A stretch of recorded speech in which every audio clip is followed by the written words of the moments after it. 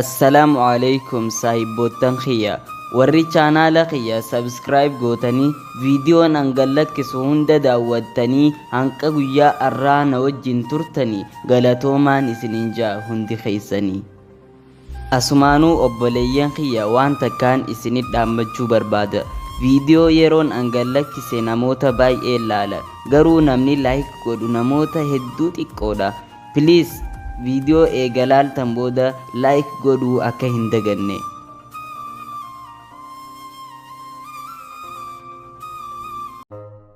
Barattoota mata dureen keenya har'aa hawaa ja'a. Hawaan maalime? Hawaan wanta bal'aa fi dhuma hin qabne dabarsiisa. Baay'ee gaariidha, sirriitti deebiste.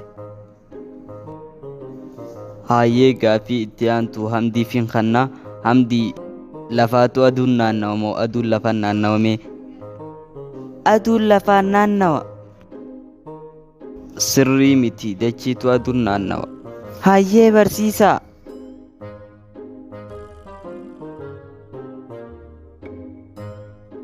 Abbii aduu dachiin naannawa moo dachii aduun naannawasa?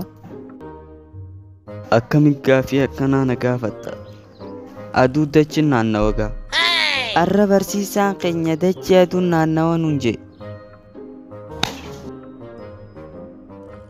An barnoota baradhu jeetiin si erge, ati waan akkanaa eessaa qaraate?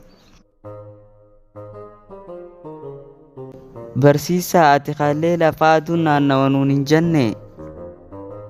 Eegaa shakkii qabdaa?